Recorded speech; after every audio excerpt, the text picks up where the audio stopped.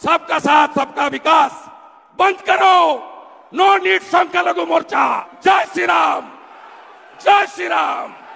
বাংলায় বিজেপিকে নিশ্চিহ্ন করতে পরিকল্পনা করেছেন শুভেন্দু অধিকারী।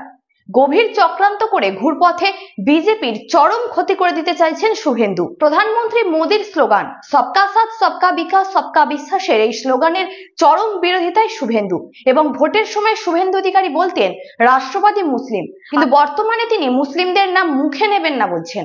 ধর্মীয় মেরুকরণের পথেই হাঁটবেন শুভেন্দু। আমিও বলেছি রাষ্ট্রবাদী মুসলিম, আপনারাও বলেছেন সবকা সাথ সবকা বিকাশ।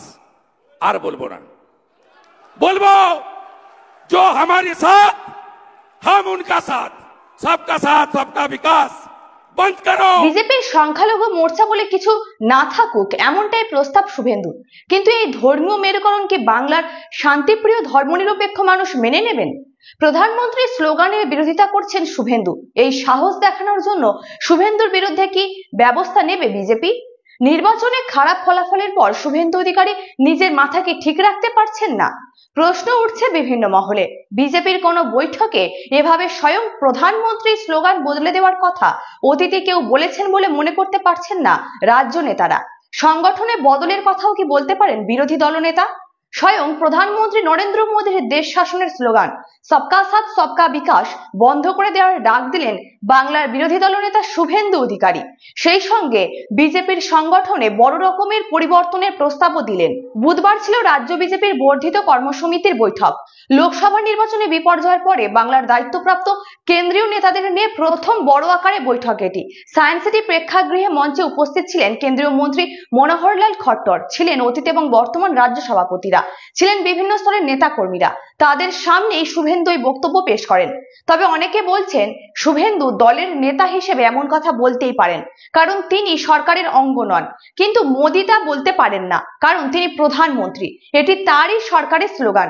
এই ধরনের ঘরানার রাজনীতি করতেন বামপন্থীরা। তারা দল এবং সরকারের মধ্যে পার্থক্য রচনা করতেন।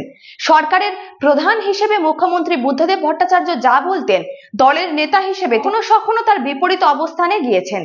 শুভেন্দুর বক্তব্য শুনে অনেকে এই জল্পনাও শুরু করেছেন যে বিজেপি কি তাহলে সিপিএম এর পথে হাঁটতে শুরু করলো। সেই সূত্রেই অনেকের জল্পনা শুভেন্দু যা বলেছেন তা দলের অনুমতিক্রমে, নচেত তিনি প্রকাশ্য এই কথা বলতেন না। বুধবার দলীয় বৈঠকে শুভেন্দু তার বক্তৃতার প্রথম থেকেই ব্যাখ্যা দিচ্ছিলেন কোন আসনে সংখ্যালঘু ভোট কিভাবে বিজেপি প্রাপ্ত ভোটের পরিমাণ কমিয়ে দিয়েছে। তার বক্তৃতার মধ্যেই মঞ্চে আসেন কেন্দ্রীয় মন্ত্রী খট্টর। আগে কথা ছিল বৈঠকে যোগ দেবেন রাজনাথ সিংহ, তিনি অসুস্থ থাকায় খট্টরকে ওই বৈঠকে পাঠিয়েছেন কেন্দ্রীয় নেতৃত্ব।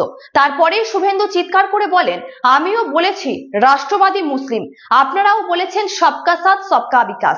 আর বলবো না। এরপরে দুহাত জড়ো করে কিছুক্ষণ চুপ করে থাকেন বিরোধী দলনেতা। তারপরে আবার আগের মতো চিৎকার করে বলেন, বলবো জো হামারি সাথ হাম উনকা সাথ, সবকা সাথ সবকা বিকাশ বন্ধ করো। বক্তৃতা শেষ করেন বারংবার জয় শ্রীরাম ধ্বনি দিয়ে। শুভেন্দু তার ভাষণে এও স্পষ্ট করে দেন, গত লোকসভা নির্বাচনের মতো আগামী দিনেও সব ভোটে বাংলায় ধর্মীয় মেরুকরণের পক্ষে হাঁটতে চান তিনি। মোদী ক্ষমতায় আসার পরেই দেশ জুড়ে প্রশ্ন উঠেছিল হিন্দুত্ববাদী বিজেপির শাসনে ভারতের সংখ্যালঘু সম্প্রদায়ের পরিণতি কি হবে। সেই উত্তর দিতে গিয়ে 2014 সালে মোদী সবকা সাথ সবকা বিকাশ স্লোগান দিয়েছিলেন। তিনি বুঝিয়ে দিতে চেয়েছিলেন দেশের প্রধানমন্ত্রী হিসেবে সব শ্রেণী বর্ণ সম্প্রদায়ের মানুষের বিকাশ বা উন্নতিই হবে তার শাসনের মন্ত্র।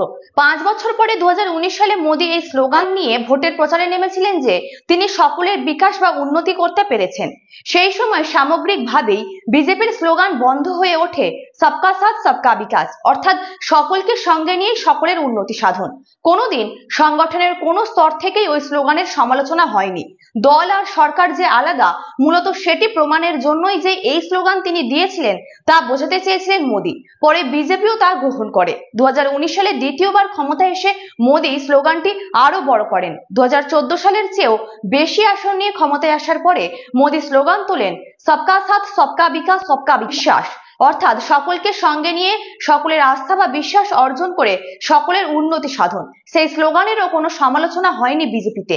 এই প্রথম তার ব্যত্যয় হলো, তাও বাংলার বিরোধী দলনেতার মুখে।